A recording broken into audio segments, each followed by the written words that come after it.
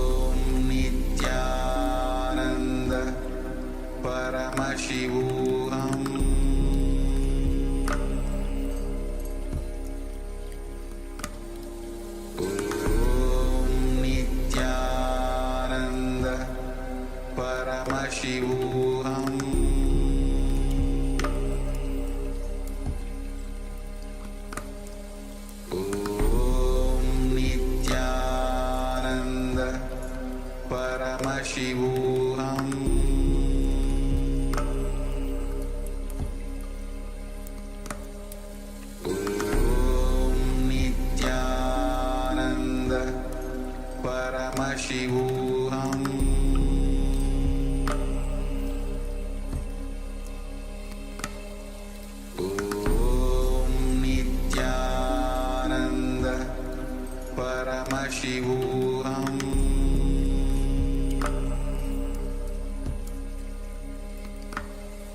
Om Nithyananda Paramashivoham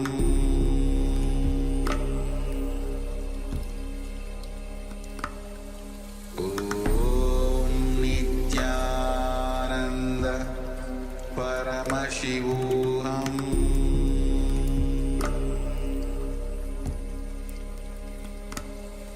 Om Nithyananda Paramashivoham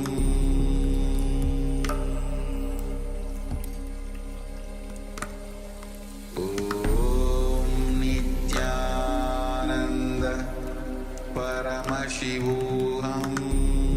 Nithyananda Paramashivoham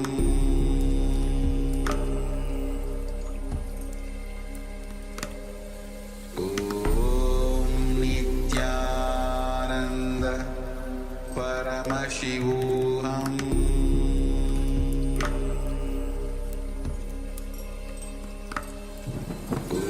Om Nithyananda Paramashivoham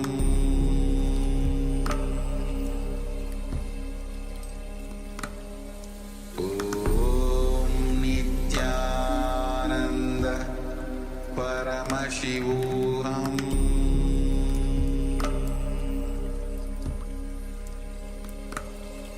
Om Nithyananda Paramashivoham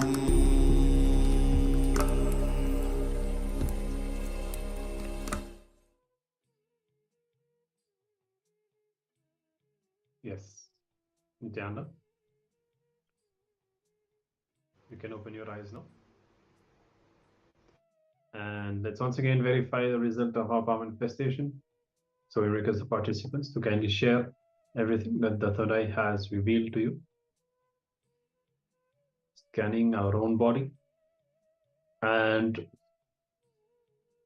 try to have a deep sensitivity and deep receptivity. So when you manifest this power of the body scanning, you'll really awaken, open some of the deeper levels, and you'll have very subtle revelations. As we say, it's not necessarily that it will be just revealed as a visual, it's a complete experience. So whatever you feel, whatever you experience is the given to you by the third eye. So you can share everything that the third eye has revealed. Yes, understand the more you manifest this power, the more your body awareness will increase, and you will not even develop diseases. You will be aware of the disposition that you are currently building with your habits. Your body will just communicate with you. You will be notified about the kind of things that you should do to keep your body in optimal health. So practice this power more and more and connect with your physical body in that level that you just know, okay, this is what my body needs right now. I'm building up a tamasic lifestyle. I'm slowing down. I'm getting stagnant due to my habits. So let me add this component to my life. Your body will just revere this as a passive side effect. You will just have this as a revelation in your day-to-day life. So we invite all the participants to be actively involved in the power manifestations more and more, so you can live this as your lifestyle. Yes. So anything that you'd like to share, please type in the Zoom chat and let us know how you are able to manifest this power. And we'll be now entering into another session, which is on Sattvic Ananda and what we enjoy and celebrate in our lives matters.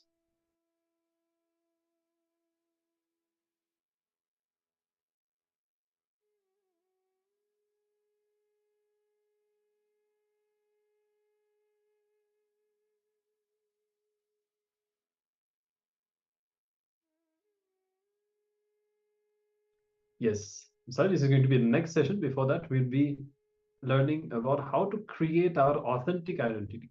Yes, see, now we have been learning about the genesis of identity, learning how our identity is fragmented into different pieces, what is incompletion, how to complete. Now we need to decide and learn how to create our authentic identity. See, like now you learn what the incompletions are and so on. So you can complete with them and relieve yourself from all these powerlessness that you have. Now you need to also decide which authentic identity you want to have, the identity that you want to be manifesting. Then only the complete completion will happen when you use your will to also live the identity that you desire to have. So this is going to be the theme of the next session, creating an authentic identity. Let's come to the space of listening. We'll be learning how to create an authentic identity from Song.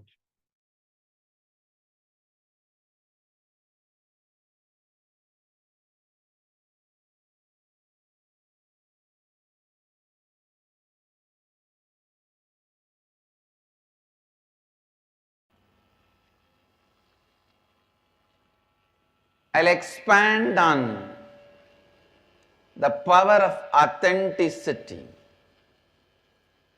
Please listen. It is authenticity makes you man. Neither the birth nor the growth of your body or the growth of your wealth makes you a man. It is authenticity which makes you a man. Please listen. All sufferings,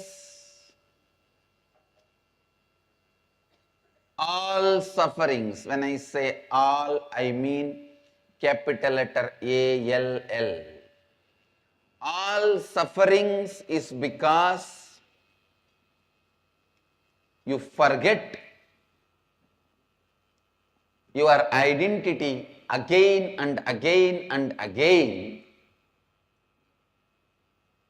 All the good things are showered on you when you become authentic. Again and again, aligning yourself to authenticity is tapas. I wanted you to understand this one thing. When you are putting your inner image and outer image, don't try to describe it in just one word. Some of the people have just put Shivoham, Shivoham, Shivoham, Shivoham for all the four. Understand, what do you know about Shiva? Describe the inner image you wanted to have. Even if you define it overall under the title Shivoham, describe what you understand as Shivoham. Because now whatever you describe as your inner image, anything other than that, if it is sitting inside you, it has to be completed and dropped. So, the article title can be Shivoham, but the article has to be written detailed way. When you write inner image Shivoham, describe the detailed qualities. What do you think as Shiva? Please listen.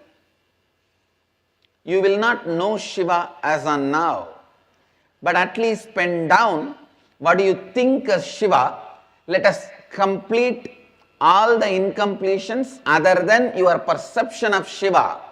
For example, if you perceive Shiva, all powerful, all knowing, always compassionate. So now you will have to complete with your ignorance, powerlessness, all powerlessness, all ignorance, and all violence. You have to complete and drop them. Then don't think you will get only the 3 qualities of Shiva. Once you finish completing with few incompletions, all the qualities of Mahadeva which you imagined and not imagined will break open as if the floodgates were opened inside your system. Understand? There is a beautiful Upanishad in our Vedic tradition where the Guru was asked by a disciple. The disciple asked the Guru, why don't you initiate everyone into the great truth of Advaita? You are the ultimate. Guru says, people won't understand. Disciple says, no. You are not that graceful. You discriminate. The Guru says, all right, sit next to me. He makes him sit. He calls all the demons, asuras, and gives them the Advaita Upadesa. You are the ultimate. Immediately, they went back to the Asura Loka and declared that we are everything. Eat, drink, be merry, and destroy everybody else. He calls the human beings. He says, you are the ultimate. Gives them the Advaita Upadesa.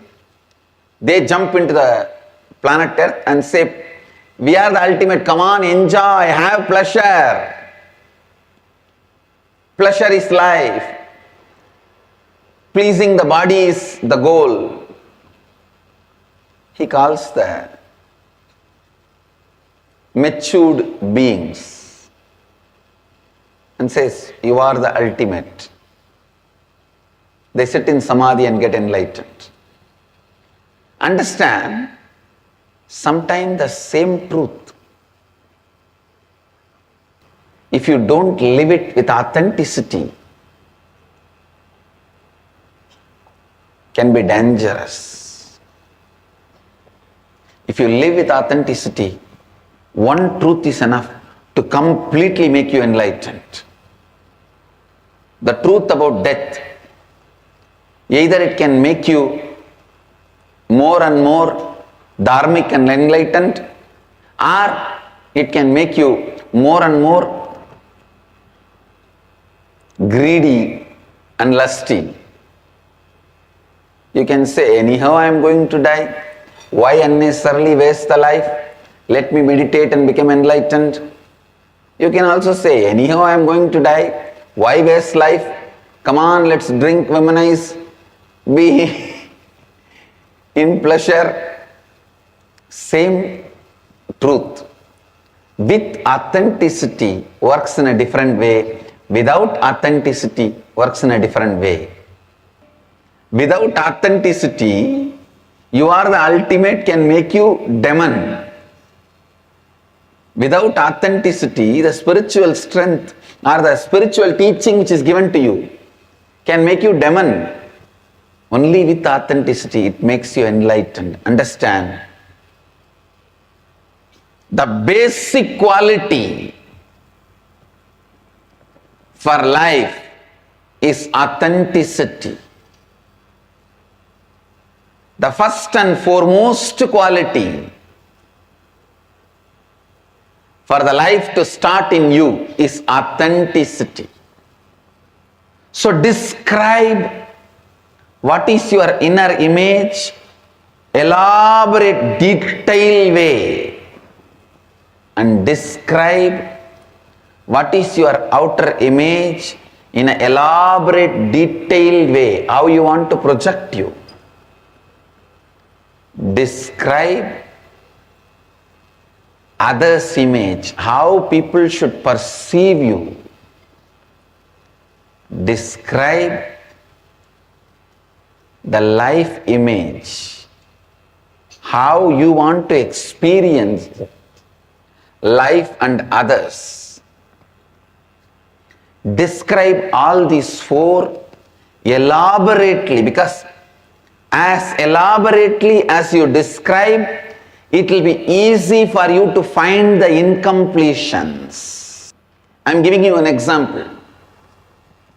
For example, if you describe, all-knowing is my inner image. So now, the incompletions you are having is your ignorance. Why you entertain ignorance? Ignorance is always made to look cute in the name of innocence, which is not right. But society, to keep you under its control, celebrates your ignorant side. Please understand. Whenever I walk into Gurukul, the first thing I'll remind them is, your ignorance is not celebrated here. One kid, all the time she will be confused whether to be here or go back to the house. And she will always think, I'll tolerate her ignorance. I'll say, no, now tell. Do you want to be here or go back? You can go back. Immediately now I will call your parents and send you back. She will say, no, I don't want to. See, as a child itself, you should not entertain this dilemma, which is the root of ignorance. In our Gurukul, dilemma should never be allowed or celebrated. Even if you make the decision, you are going back, it's great. Decide, because decision moves the wheel of life. Indecisiveness keeps you stuck. Feeling stuck is adharma, moving is dharma. Anywhere in the life when you feel stuck, it is adharma. Whether you are a kid or grown up, ignorance should not be celebrated. So you will have to find all the roots of the ignorance in you and complete with them. If you declare yourself as all compassionate, always for all compassionate, then you will have to be finding out all the incompletions like anger, violence, and complete with them. So the teamily, each one in the teamily will help the other persons to find their incompletions based on their declaration. Please listen. The first foremost incompletion you develop is identifying you with a small boundary. Please listen. Identifying you with the small boundary. First foremost incompletion you experience in your life is identifying you with the small boundary. Just see, what do you feel about yourself in your dreams, early morning when you wake up, or your default idea about you? Understand? Please listen. Your altered idea about you will never be accepted as you by the people around you. Your teamily, team plus family is teamily. Your teamily is intelligent enough to recognize your default identity, and it will never ever accept your altered identity as you, because 24 hours you will not be able to hold on to your altered identity. You will fall back on your default identity. So please understand, the only way to get rid of the default identity, recognizing it is not your true identity. Second, completing with it. Alternative identity is not transformed identity. Alternative identity is not authentic identity. Just see, what is your default identity? You will see that frightened child, that terrorized child, all the time waiting to get tired, waiting to get bored, waiting to give up, already planning to break.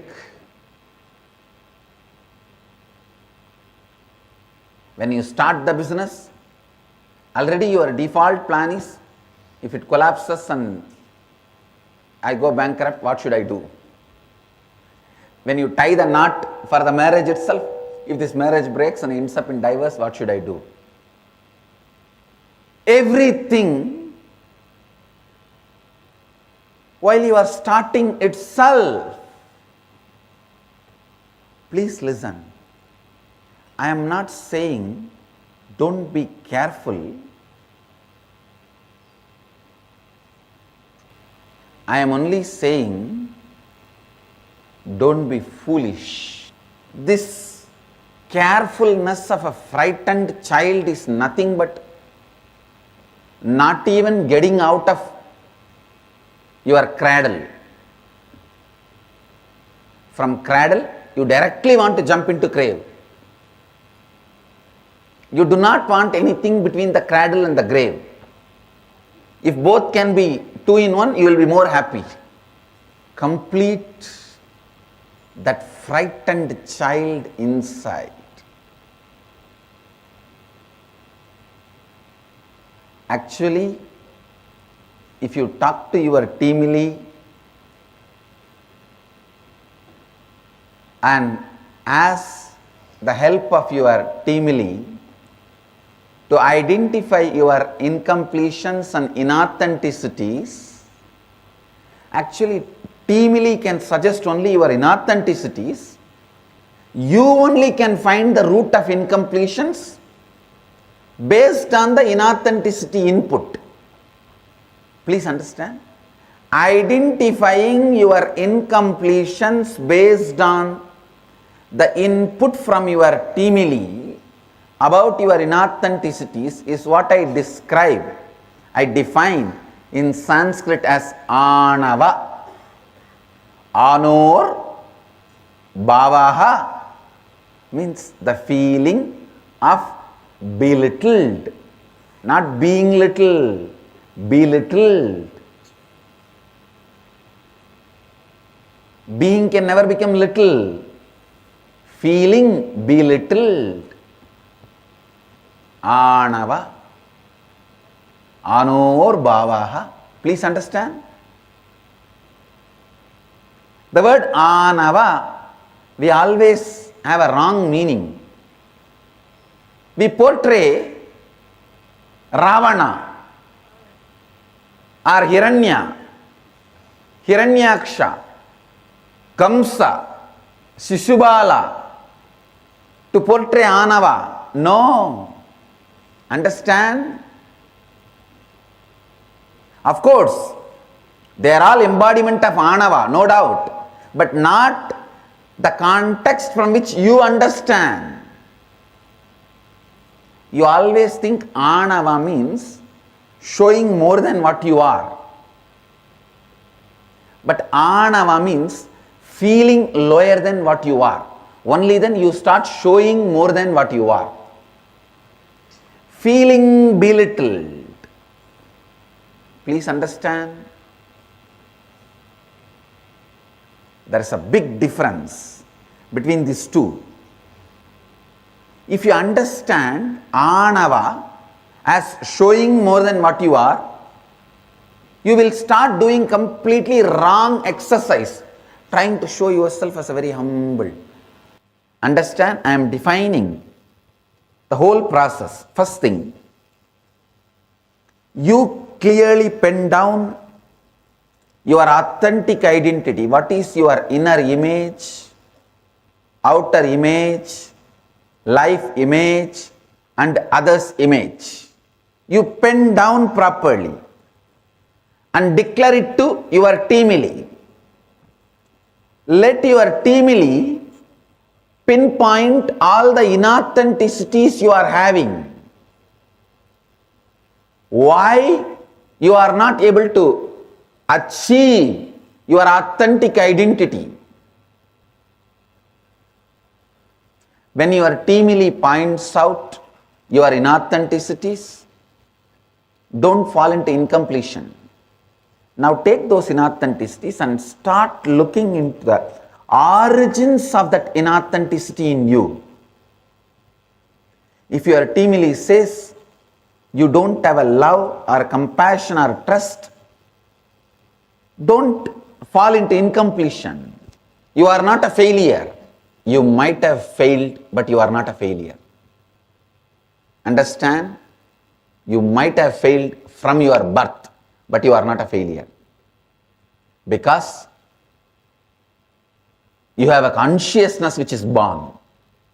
The consciousness can never be a failure. Listen. When your teamily points out you don't have love, trust, compassion, look back when that feeling belittled has started in you. Feeling small, feeling belittled,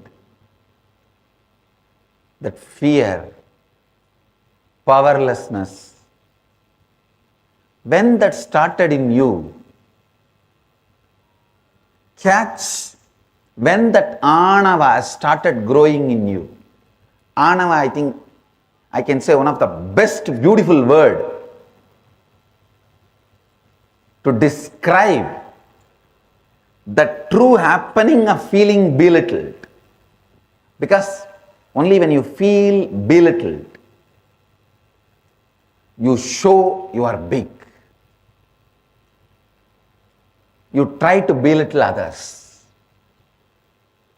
When you track back, when you trace back, when you started feeling belittled first, come up with all the incidents when the pattern started and how you built that pattern. It will not be more than 15 paise worth. You would have started feeling belittled when your brother snatched 3 candy from you. With that feeling belittled, you gave up your Shivahood itself. You have not lost just the 3 candy. Because you decided to carry on that feeling belittled, you lost Shivahood itself. See, when you started building that feeling belittled, understand, all the incompletions you wrote should look like meaningless. Till then, go on reading it every day and declare completion. When you feel some of them have you don't even remember them anymore, you can scratch them. I wanted all of you to do this very sincerely.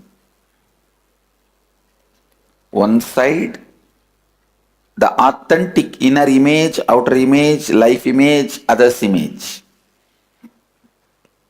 The other side, all the incompletions you are supposed to complete to achieve that authenticity. This is the process for authenticity. Integrity to Advaita, authenticity to Advaita, responsibility from Advaita. Responding from Advaita is responsibility.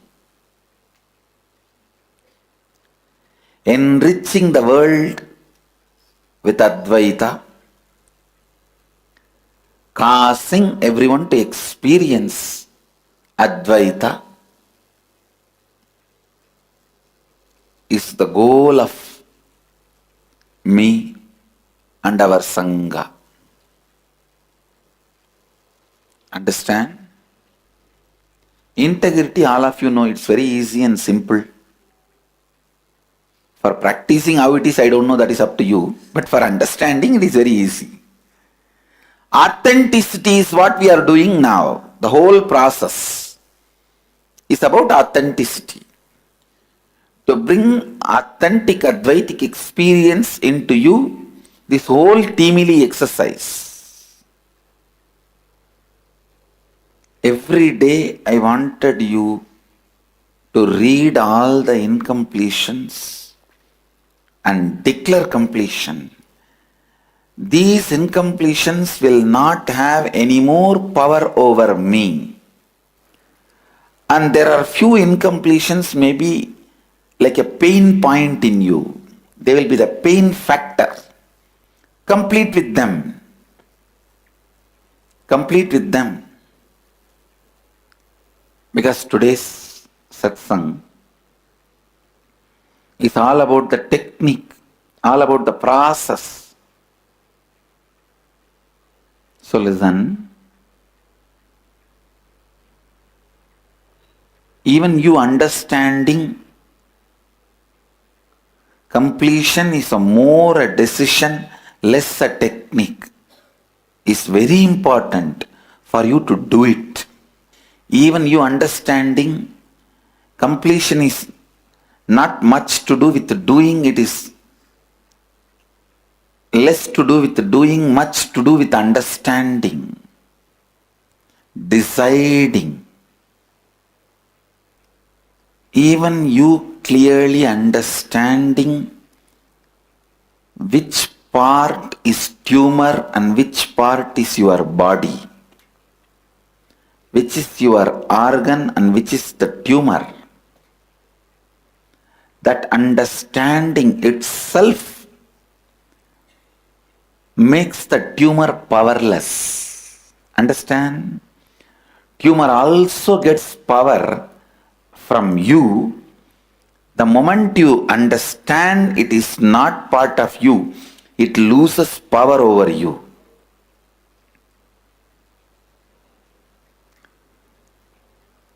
The energy supply towards it is stopped. I wanted all of you to understand. Today's whole satsang is just this two words. One. Paste all your incompletions and the authentic identity you have to achieve, both, next to your bed. That's the first instruction. Second, every day read these incompletions and declare, decide, you will be complete and you will not allow these incompletions to be in your cognition or decision making. You will go on be completing it. Even till you complete. Just because you understood their incompletions, you will not allow them to be part of your cognition anymore.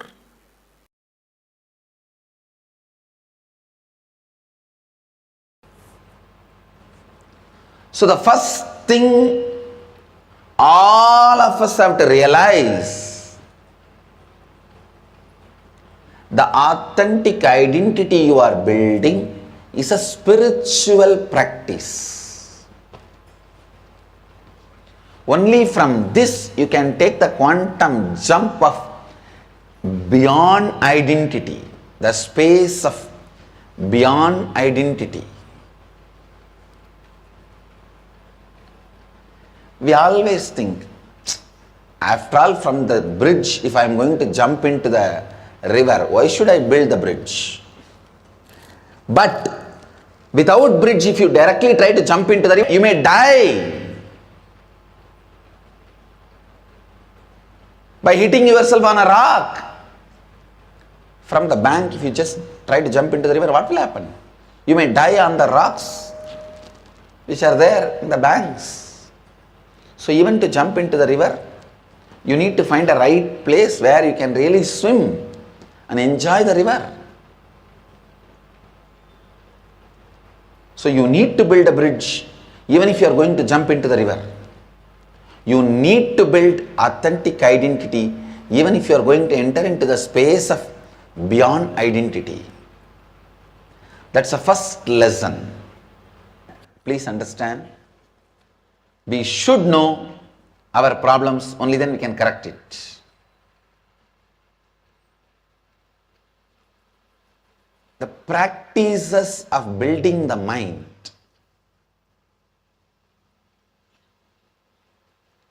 Practices of building the mind. Listen. I'm using this word once more. Practices of building the mind is as important as practices of building the body, like eating, sleeping. I wanted this as the punchline for today. Just like sleeping, completion is required for mind. Just like eating, authenticity is required for the mind. For body, eating. For mind, authenticity. For body, sleeping. For mind, completion. Like how you eat all day. If you don't have work, you are only eating or drinking.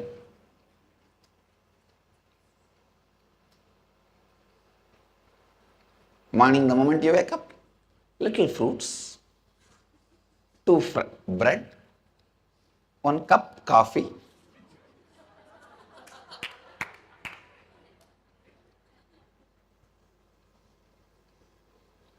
and then brush the teeth.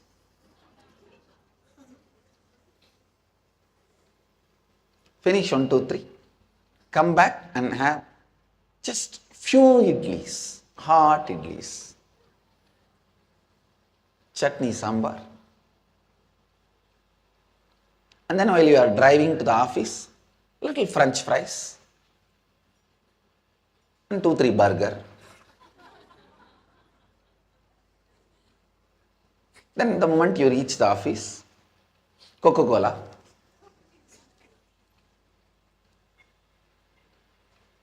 Whole day how you go on and on and on eating.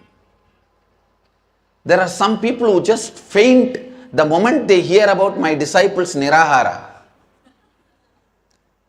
Forget about doing Nirahara. The moment they hear my disciples, many of them live without food, they die. They faint. Without eating.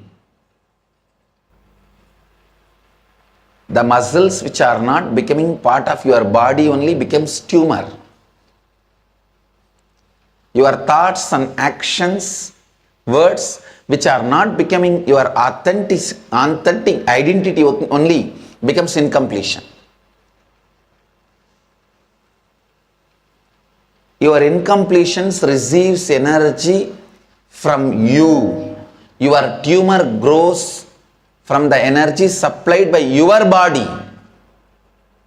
Don't think your enemy is supplying energy to your tumor from somewhere. No. Your enemy should not agitate you with the wrong beliefs.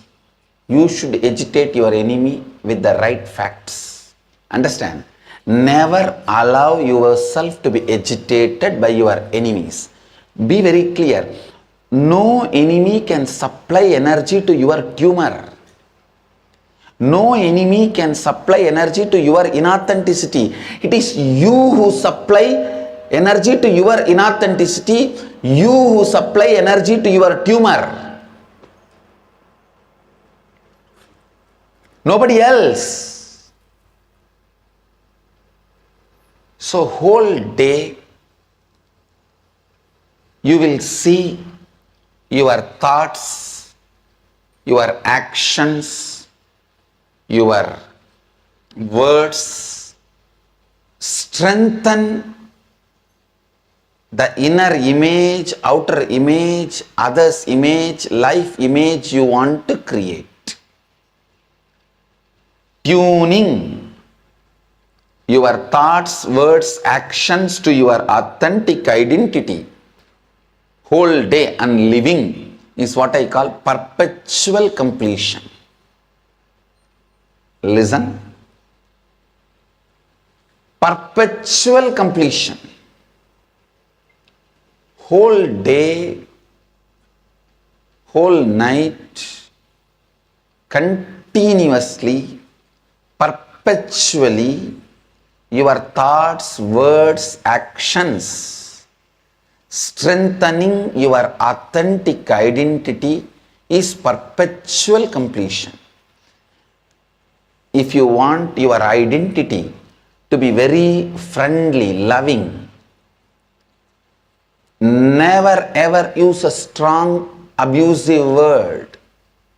Don't think, no, I want to be friendly with that group. But with this fellow, if I use the abusive word, what is the wrong? No. That group may not listen to this word, but the effect of this word will be there inside you, which will be smelled by that group. You can never cheat yourself. So understand,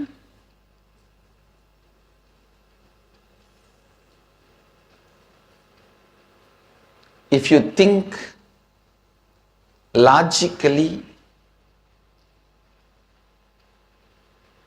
you can hide information here, information there. Life doesn't work like that.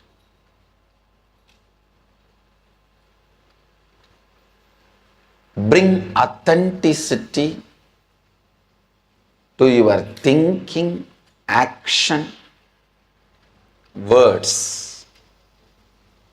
I tell you, the power authenticity gives you.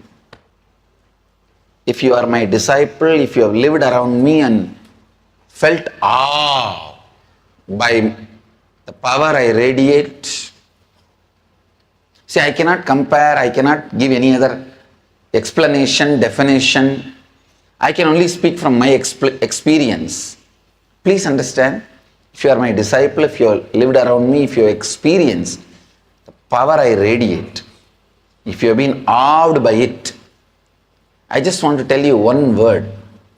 With all my integrity, I tell you, that comes from authenticity. Please understand, it is not bargain.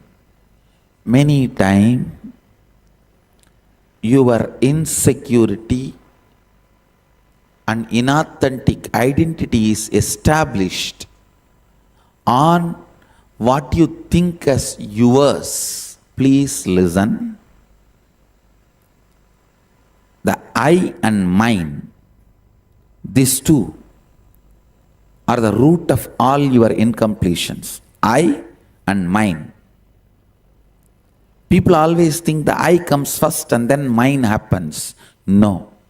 Mine comes first, then I happens. Based on whatever you cognize as yours, you cognize who you are. Listen. Based on whatever you cognize as yours, based on that you cognize you. Many times the yours, that mine, becomes the source of I. So if you give away all of them, the incompletions also will disappear. You will evolve a new I which can be reinvented, which can be rebuilt based on completion, I tell you. Poor man is a man who has never seen poverty even once in life. Understand? I am defining who is poor man. Poor man is a man who has never seen poverty even once in life. I am not promoting poverty. All I am trying to tell you is, even once, if you have not realized poverty, you will not have the free space in your being to reinvent yourself. That is why in the science of enlightenment, at one point you have to break, renounce everything, be in the street empty-handed, till that you don't own anything. Nothing can be the reason for your cognition of I. Your I has to be just dependent on I. The mind cannot be the foundation ground for I. For that understanding to sink in, at least 1 year in your life, you should have been empty-handed, nothing, without anything. No relationship, no friends, no money, nothing. I tell you that 1 year will give you the strength to reinvent who you are. And I can tell you, 9 years of my accepted poverty, self-imposed poverty, not imposed on me forcibly. I may not want to say my Purvashram family is rich, but they are decent. They were able to provide food and clothes and shelter for me. That much they are able to do.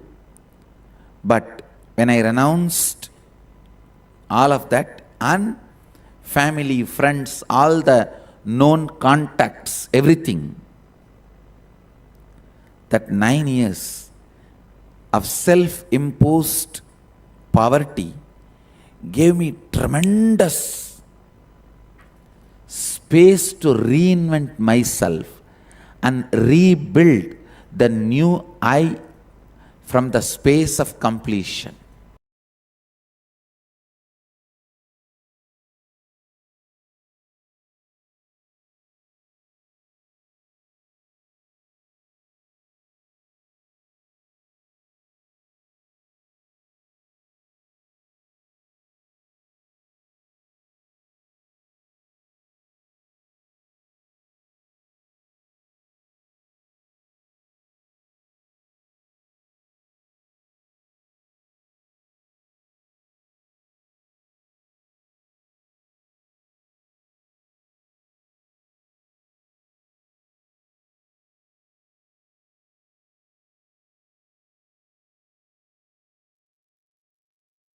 Yes.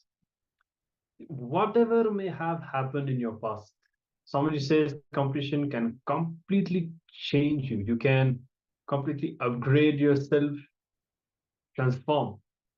There's no extent to which you cannot change. The big problem is that all of us are too identified and attached to our incompletions. So we feel that even many times we approach completion more like a patch-up work, like an alternate identity, how we can rebuild ourselves by developing another identity. And but not, we don't always cognize how the very memory of the powerless identity that we have can be completely transformed. And this is the power of completion. Now, in the exercise that we'll be doing, we'll be working on creating this authentic identity where anything that may have happened in the past is completely irrelevant. It does not have any sort of negative impact on you anymore. So now, earlier today, you have been working on your 4 images, understanding how they are presently, which is the source of the powerlessness and so on. Now you will be writing down the best images that you want to have. So the best inner image, the best outer image, the best others image, and the best life image. Okay. So don't see, maybe as you write some of these images, you may have some amount of doubt or some incomprehension. Can I really do it or not? Don't worry about that right now. Now, it's how you desire it to be, how you want it to be. First, focus on writing this down. So understand, you're literally rewriting your future. What you're writing now, this is going to be your future. And you can have the confidence that Swamiji himself, who is Paramashiva himself, is your co-creator and is going to make these images as your reality. Okay? So go ahead, you can get your book and pen and start writing these 4 images, the best 4 images that you want to have. Make sure to pen them down elaborately. As Swamiji has mentioned in this Jnana segment, don't just write Shiva, Shiva, Shiva, Shiva for each of the images, because you know Shiva is the ultimate. Paramashiva is the ultimate. Swamiji says this is just the headline for the article that you are writing, but you have to be elaborate when writing the article. So for each of the 4 images, describe in detail what is your authentic identity, the peak of your possibility, the best identity that you want to have. Let us take a few minutes and pen them down. If you have any questions or doubts, let us know so we can help you.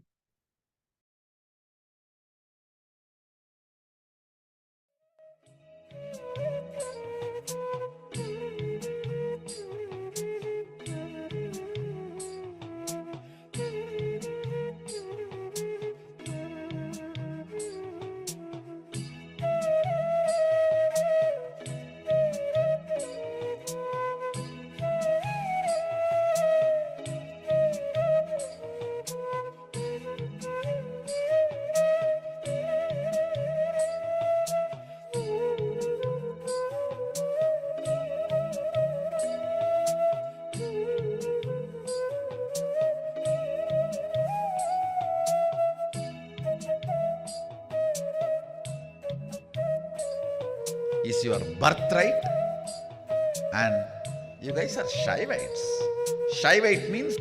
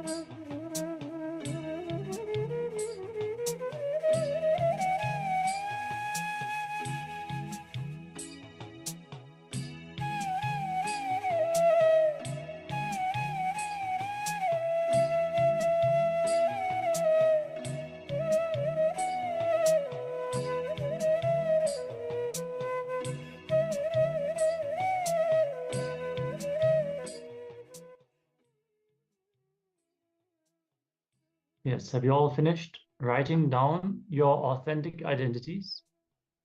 If so, if you could just give us a thumbs up. And you can give a thumbs up here in the chat, whether you're ready to move on to the next step of this internalization exercise.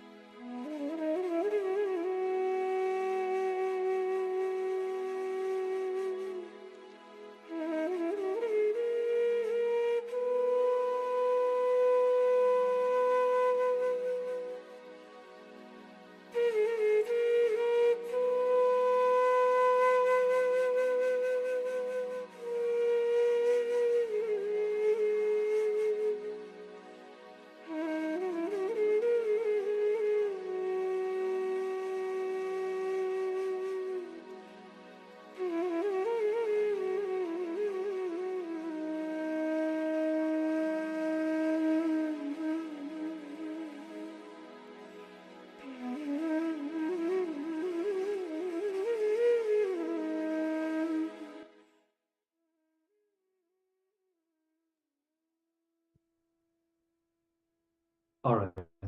So we'll be moving to the next step now.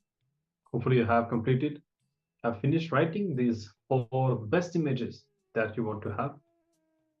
And now first understand one thing. See, now you are yourself writing down those 4 images. And it's not as if somebody else is doing it for you, right? So that is the way you yourself want to be. Now, why are you not? There's a paradox.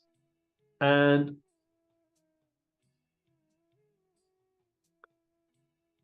whatever is stopping you from achieving these 4 authentic images is the incompletion. So what is incompletion? Let's remind ourselves the past thoughts, emotional patterns, hangover, basically the residues from the past that are sitting still in your present today, right now, and suffocating you, not letting you live the future. So if your expectations are not met by you or by others, for example, they remain as an incompletion in you. Incompletion is anything that leaves you with an experience of low energy, low emotions, and feeling unfulfilled. Okay. So now you can take a few more minutes. Whatever you have written, those 4 images that you have written, do you feel confident that you can just, just like that, live these 4 images? Or do you feel that there is any incompletion? You may have certain doubt, you may have some powerlessness, whatever it is, that is still preventing you from living these 4 images. So if yes, you can pen it down, do the completion process, and identify where it is coming from in your path, trying to find the incident when it started in you, and do the completion, as we have learned, reliving that incident to relieve all the powerlessness that you have had. Okay, so spend a few more minutes in the exercise now.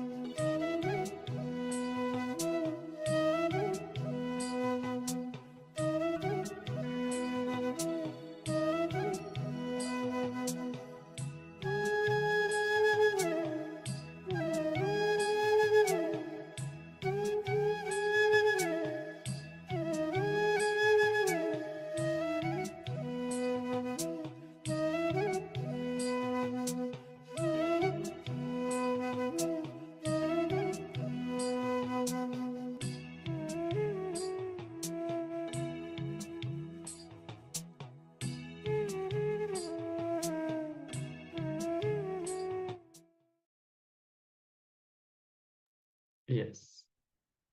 Requesting all the participants to settle down. All those of you who are not on camera, requesting all of you to please. Around years ago, at the end of Mahabharat War, the ancient enlightened Hindu civilization consisted of 10,000 Hindu traditions, or sampradayas, that existed in 56 Hindu nations, 200 Hindu kingdoms, 1,700 Hindu provinces that covered more than 6 million kilometers square of Asia. The Supreme Pontiff of Hinduism, SPH, Bhagavan Sri Nithyananda Paramashivoham, is the reviver of Kailasa, this ancient enlightened Hindu civilizational nation.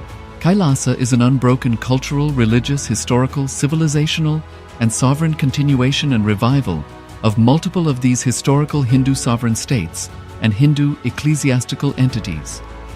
The unbroken continuity of these ancient Hindu nations through Kailasa results in the legal recognition of Kailasa as per the international customary law, particularly the doctrine of continuity. The international law, the doctrine of continuity, implies that upheavals and revolutions within a country, changes in government, territorial adjustments, measures taken during military occupation, or other internal transformations do not negate the existence of the country, do not affect the legal personality and international obligations of the country or state. The Vienna Convention on Succession of States in respect of treaties, 1978, addresses these principles of the doctrine of continuity as it outlines international law during situation of state succession or continuation. International law recognizes a state's legal personality by recognizing its identity. This perspective extends even during the period when the given state or country is annexed or occupied by a foreign power. Even in such cases, the legal personality of the state is considered to persist, enabling its subsequent re-establishment. Historical examples dating back to the 18th century include cases like Portugal and Genoa that were re-established after the Vienna Congress of 1815. More recent examples include countries such as Poland, Ethiopia, Czechoslovakia, Albania, and Austria that were re-established after World War II. Even when a nation is deprived of its territory, the nation continues to exist. Its sovereignty and international legal personality continues to persist. The Dalai Lama, as the spiritual and temporal leader of Tibet, exemplifies this principle. In 1959, the Dalai Lama was exiled and forced to flee. Despite the challenges faced, the Dalai Lama continues to advocate for the preservation of Tibetan culture and garners worldwide support for Tibetan autonomy on the global stage. Similarly, from 1309 to 1376, the Pope of Catholicism had been in exile in Avignon. Despite this, he was recognized as the head of state as well as head of the church and given full privileges of the position after their return to Rome. Even in 1861, much of the papal territories had been lost, leaving the Pope with no sovereign territory other than the papal residence and related buildings. Yet his temporal powers were still acknowledged. He was recognized as a head of state, and later, the Lateran Treaty of 1929 formally re-established papal sovereignty over the Vatican City. The Sovereign Order of Malta further exemplifies this principle, retaining international recognition as a sovereign entity despite the permanent loss of their territory upon Napoleon's invasion in June 1798. Despite such permanent loss of territory, the sovereignty and the international legal personality of the Sovereign Order of Malta continue to persist. Much later in 1894, the order settled in Rome and acquired two properties, the Magistral Palace and the Magistral Villa that received extraterritorial status. Today, the order maintains diplomatic relations with 112 countries, issues its own diplomatic passports, currency, stamps, and vehicle registration plates, and has been granted observer status in the United Nations. All these examples of state re-establishment illustrate the principle of continuity of states, as per international law, that a state's legal personality persists over time. A nation continues to exist even after a complete loss of territory. A far more striking example is of the oceanic countries, which are under the threat of their entire nation being drowned and submerged due to rising sea levels owing to global warming. In response to such existential threat of climate change, Pacific Island nations, including Tuvalu, have enacted constitutional amendments and made international declarations affirming that their nation and their sovereign rights will continue to persist, despite their entire territory being lost to the sea. This proactive stance is highlighted in the Constitution of Tuvalu Act 2023 and the Pacific Islands Forum Declaration of 2021. The Supreme Pontiff of Hinduism, Bhagavan Sri Nithyananda Paramashivoham, through the line of succession is the present 203rd Emperor of the Hindu Sovereign Kingdom of Surangi Samrajya. He was crowned on the 31st of December 2004 at the age of 26.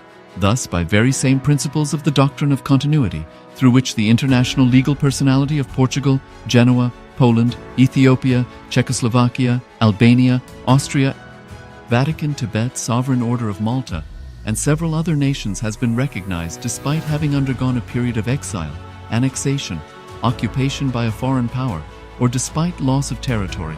The SPH Nithyananda Paramashivoham, through well-established legal and historical facts about the Hindu sovereign state of the Surangi Samrajyam, derives all sovereign rights and powers of the royal lineage of the Surangi Samrajyam as its 203rd sovereign emperor from his inheritance and continuation of the unbroken succession of the kingdom of Surya Vamsa Surangi Samrajyam Sarvanapitha. Surya Vamsa Surangi Samrajyam, through unification with 20 other sovereign Hindu states and sovereign ecclesiastical, historical entities, became part of the United States of Kailasa, which thus became a sovereign independent juridical state, with the SPH Nithyananda Paramashivoham as the sovereign. Just as how the oceanic nations like Tuvalu have safeguarded their sovereignty from the existential threat of total submersion by amending their constitution and asserting that their sovereignty will persist regardless of the loss of their territory, Kailasa, which is a sovereign continuation of 21 sovereign Hindu states and sovereign ecclesiastical historical entities, is also reviving and continuing the Kumari Kandam Hindu nations that got submerged. As per the doctrine of continuity, these facts imply that the Kailasa's statehood is recognized by international law and manifests as a natural outcome of well-established historical legal facts. Share your time, talent, and treasure. Become part of Kailasa. Sign up as an eCitizen https://kailasa.ecitizen.info. Around 5,000 years ago, at the end of Mahabharat War, the ancient enlightened Hindu civilization consisted of 10,000 Hindu traditions, or sampradayas, that existed in 56 Hindu nations, 200 Hindu kingdoms, 1,700 Hindu provinces that covered more than 6 million kilometers square of Asia. The Supreme Pontiff of Hinduism, SPH, Bhagavan Sri Nithyananda Paramashivoham, is the reviver of Kailasa, this ancient enlightened Hindu civilizational nation. Kailasa is an unbroken cultural, religious, historical, civilizational, and sovereign continuation and revival of multiple of these historical Hindu sovereign states and Hindu ecclesiastical entities. The unbroken continuity of these ancient Hindu nations through Kailasa results in the legal recognition of Kailasa as per the international customary law, particularly the doctrine of continuity. The international law, the doctrine of continuity, implies that upheavals and revolutions within a country, changes in government, territorial adjustments, measures taken during military occupation, or other internal transformations do not negate the existence of the country, do not affect the legal personality and international obligations of the country or state. The Vienna Convention on Succession of States in respect of treaties, 1978, addresses these principles of the doctrine of continuity as it outlines international law during situation of state succession or continuation. International law recognizes a state's legal personality by recognizing its identity. This perspective extends even during the period when the given state or country is annexed or occupied by a foreign power. Even in such cases, the legal personality of the state is considered to persist, enabling its subsequent re-establishment. Historical examples dating back to the 18th century include cases like Portugal and Genoa that were re-established after the Vienna Congress of 1815. More recent examples include countries such as Poland, Ethiopia, Czechoslovakia, Albania, and Austria that were re-established after World War II. Even when a nation is deprived of its territory, the nation continues to exist. Its sovereignty and international legal personality continues to persist. The Dalai Lama, as the spiritual and temporal leader of Tibet, exemplifies this principle. In 1959, the Dalai Lama was exiled and forced to flee. Despite the challenges faced, the Dalai Lama continues to advocate for the preservation of Tibetan culture and garners worldwide support for Tibetan autonomy on the global stage. Similarly, from 1309 to 1376, the Pope of Catholicism had been in exile in Avignon.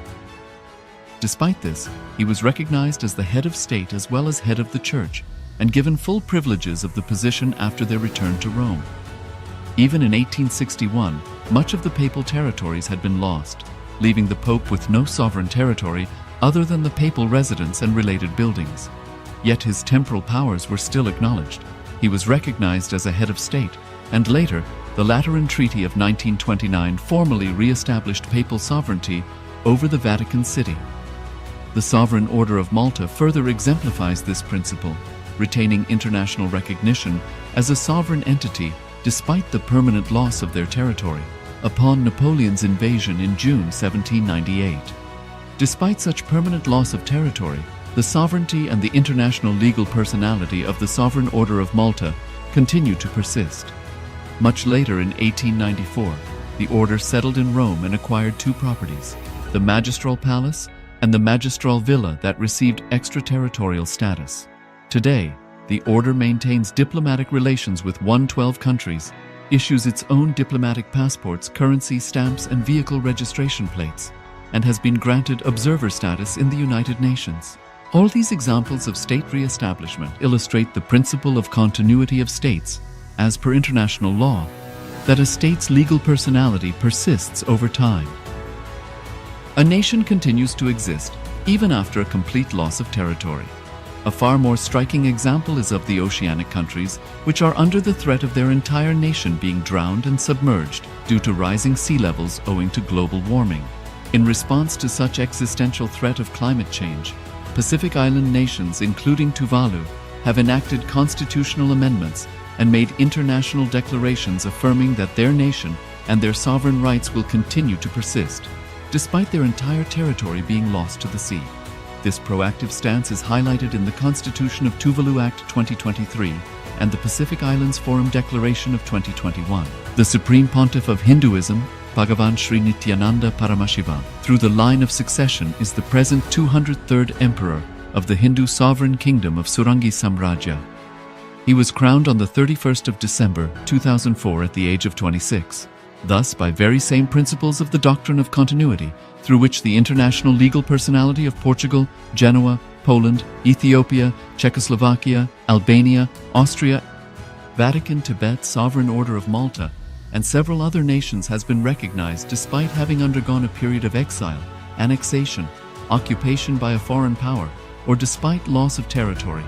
The SPH Nithyananda Paramashivoham, through well-established legal and historical facts about the Hindu sovereign state of the Surangi Samrajyam, derives all sovereign rights and powers of the royal lineage of the Surangi Samrajyam as its 203rd sovereign emperor, from his inheritance and continuation of the unbroken succession of the kingdom of Surya Vamsa Surangi Samrajyam Sarvanapitha.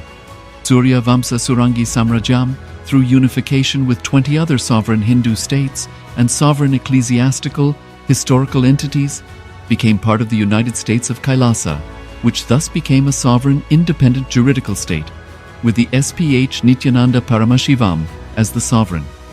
Just as how the oceanic nations like Tuvalu have safeguarded their sovereignty from the existential threat of total submersion by amending their constitution and asserting that their sovereignty will persist regardless of the loss of their territory, Kailasa, which is a sovereign continuation of 21 sovereign Hindu states and sovereign ecclesiastical historical entities, is also reviving and continuing the Kumari Kandam Hindu nations that got submerged.